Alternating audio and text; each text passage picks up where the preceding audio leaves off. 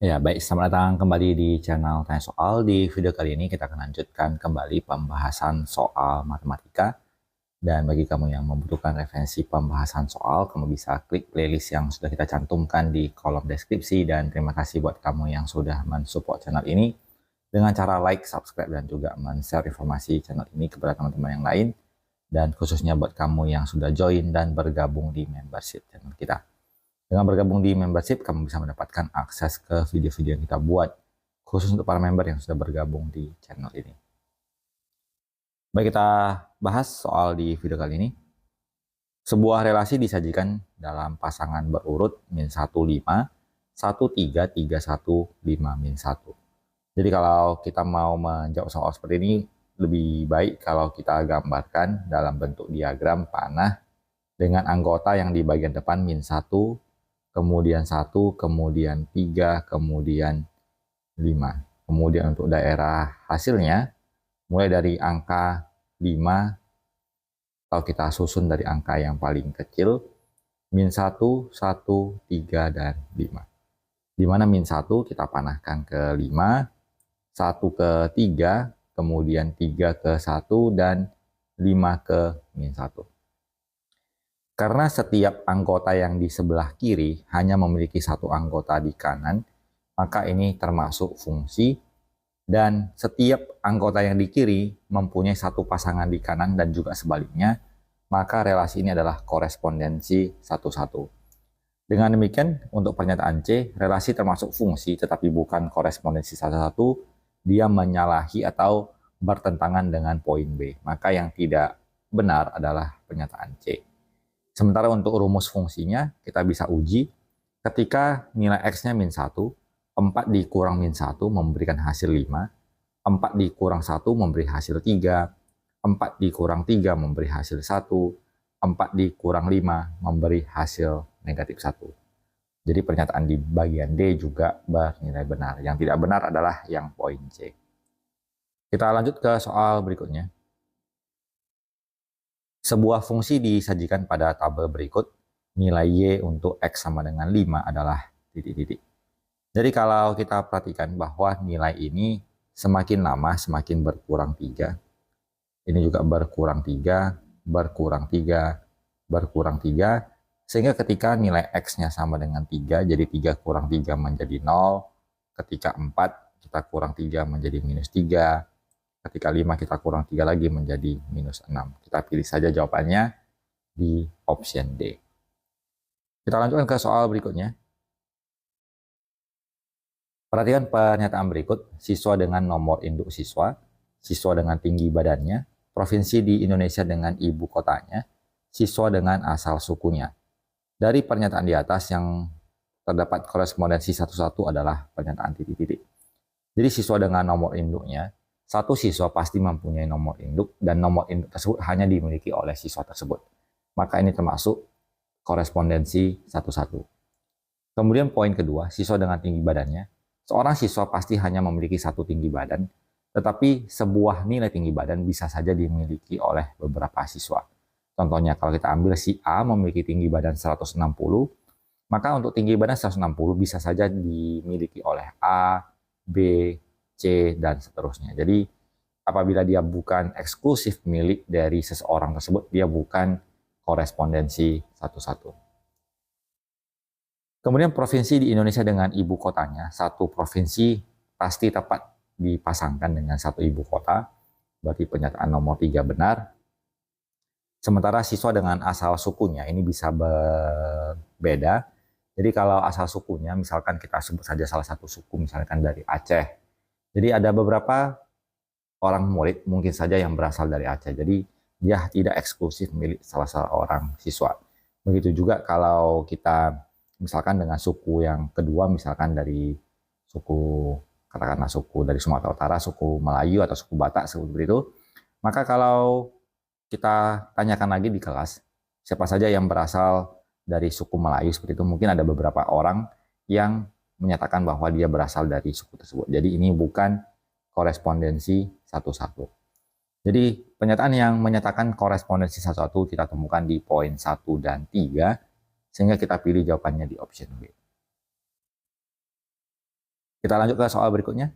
Relasi yang menghubungkan daerah asal bilangan cacah dengan daerah hasil himpunan bagian dari bilangan asli adalah titik-titik. Jadi kalau kita perhatikan kalimatnya, relasi yang menghubungkan daerah asal bilangan cacah dengan daerah hasil himpunan bagian dari bilangan asli.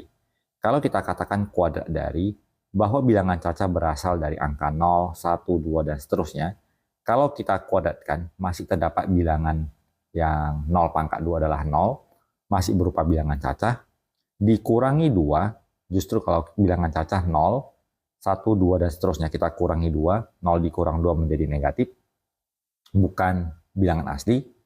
Kemudian 3 kurangnya dari, jadi 0 adalah 3 kurangnya dari 3, kita lanjutkan ke angka berikutnya 1, 1 adalah 3 kurangnya dari 4, maka bilangan 3, 4, dan seterusnya makin lama makin besar, itu adalah bagian dari bilangan asli. Maka kita pilih jawabannya di option C. Sementara untuk yang di option D, kalau kita bagi 2, 0 dibagi 2 masih tetap memberikan hasil 0, masih muncul bilangan cacah. Jadi dengan demikian, kita pastikan jawabannya yang di option C. Kita lanjut ke soal berikutnya. Dua buah titik dihubungkan sehingga membentuk sebuah garis lurus. Dua titik berikut yang jika dihubungkan membentuk garis dengan gradien positif adalah titik-titik.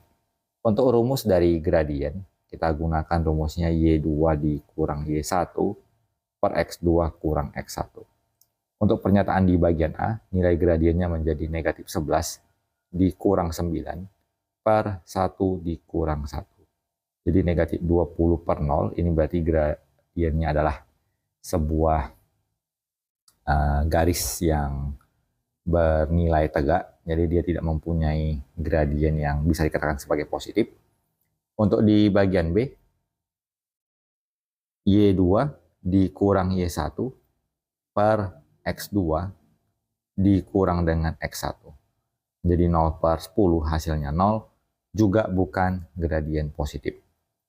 Kita lanjut yang di bagian C, Y2 dikurang Y1 per X2 dikurang X1. Menjadi min 11 per minus 7, hasilnya menjadi 11 per 7 positif, maka kita pilih di option C. Sementara yang di bagian D, Y2 dikurang Y1 per X2 dikurang X1. Jadi minus 12 per 11 hasilnya negatif. Dengan demikian kita pastikan jawabannya adalah yang di option C. Kita lanjut ke soal berikutnya di soal nomor 16. Perhatikan gambar berikut. Persamaan garis pada gambar di atas adalah titik-titik. Jadi pada kurva tersebut garis melewati titik 0,5 dan di negatif 2,0. Untuk persamaan garis kita gunakan rumus Y kurang Y1 per Y2 kurang Y1 sama dengan X2 kurang X1 per X kurang X1 per X2 kurang X1. Jadi ini adalah X1 Y1, ini adalah X2 Y2. Kita substitusi menjadi Y dikurang 5 per 0 dikurang 5 sama dengan X kurang X1 per X2 kurang X1. Y kurang 5 per minus 5 sama dengan X per minus 2, minusnya habis. Kita kali silang, 2 kali Y kurang 5 menjadi 2Y kurang 10 sama dengan 5X. Dan kita bisa pindahkan jawabannya menjadi negatif 10 sama dengan 5X dikurang 2Y. Jadi kita pilih jawabannya adalah di option A. Kita lanjut ke soal berikutnya. Jika 2X tambah 3Y tambah 14 sama dengan 0, dan AX tambah 2Y tambah 16 sama dengan 0 adalah dua garis yang saling tegak lurus, maka nilai A adalah titik-titik. Untuk 2X ditambah 3Y ditambah 14 sama dengan 0, maka 3Y sama dengan negatif 2X dikurang 14. Y-nya adalah negatif 2 per 3X dikurang 14 per 3. Maka gradiennya adalah koefisien X yaitu negatif 2 per 3. Sementara garis berikutnya, AX tambah 2Y tambah 16 sama dengan 0, maka 2Y sama dengan negatif AX kurang 16, maka Y-nya adalah negatif A per 2X dikurang 8. Gradiennya adalah koefisien X yaitu negatif A per 2. Syarat dari dua garis yang saling tegak lurus adalah hasil kali gradiennya, M1 kali M2 sama dengan negatif 1. Jadi negatif 2/3 dikali negatif A per 2 sama dengan negatif 1. Negatif kali negatif menjadi positif, 2 dan 2-nya habis. A per 3 sama dengan min 1, kita kali silang A-nya negatif 3. Kita pilih jawabannya di option B. Kita lanjutkan ke soal berikut. Garis G melalui titik 45 dan 03, sedangkan garis H melalui min 4,1 dan negatif 12, negatif 3. Kedudukan garis G dan H adalah titik-titik.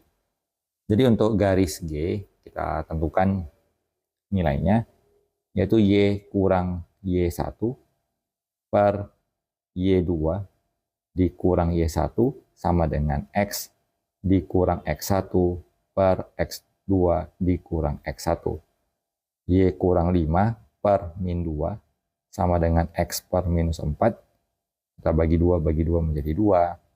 Jadi 2Y kurang 10 sama dengan X.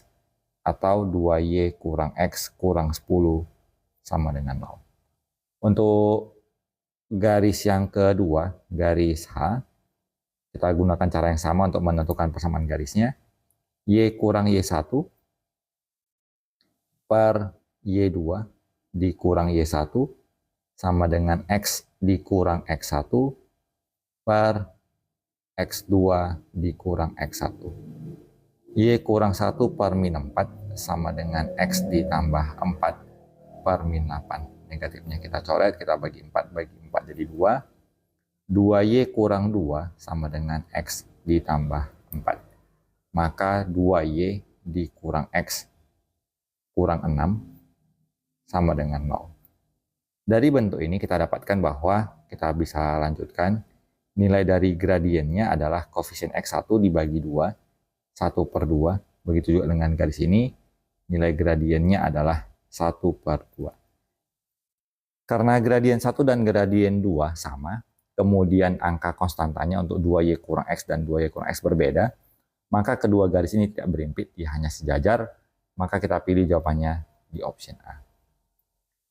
Kita lanjut ke soal berikutnya. Diketahui garis lurus dengan persamaan sebagai berikut.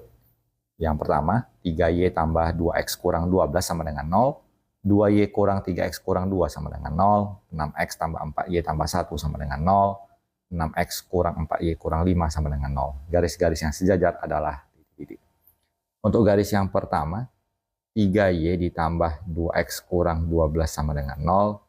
Berarti 3Y sama dengan negatif 2X ditambah 12. Maka Y adalah negatif 2/3 X ditambah 4.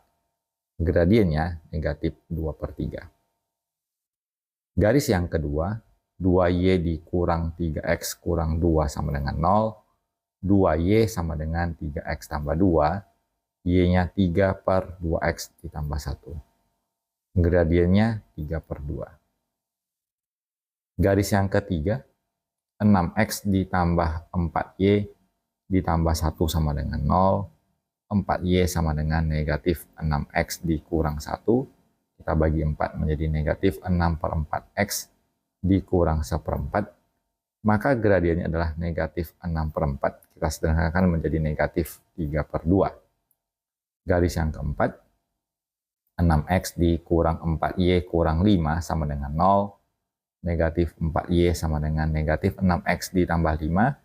Kita bagi negatif 4, maka Y sama dengan 6/4X dikurang 5/4. Maka nilai gradiennya, kita peroleh koefisien X-nya 6/4 atau 3/2. Untuk garis yang sejajar, dia akan memiliki gradien yang sama. Kalau kita perhatikan di sini 3/2, ini juga 3/2. Maka garis yang sejajar adalah di persamaan kedua dan keempat. Maka kita pilih jawabannya di option C. Kita lanjutkan ke soal berikut. Perhatikan gambar berikut, gradien garis B pada gambar di atas adalah titik-titik. Jadi diberikan simbol sejajar, maka gradien garis B akan sama dengan gradien dari garis A. Kita tulis gradien B sama dengan gradien garis A. Dan untuk gradien dari garis A, karena dia melewati titik 0, 12,0, dan di 0,-8, kita gunakan rumusnya Y2 dikurang Y1 per X2 dikurang X1. Min 8 per min 12 kita bagi sama-sama dengan angka 4, kita peroleh 2 per 3. Maka jawabannya kita dapatkan di option C. Jadi demikian pembahasan soal untuk kesempatan kali ini. Apabila kamu membutuhkan rekomendasi buku latihan soal, kamu bisa klik link produk yang sudah kita sematkan. Semoga bermanfaat dan sampai jumpa di video berikutnya.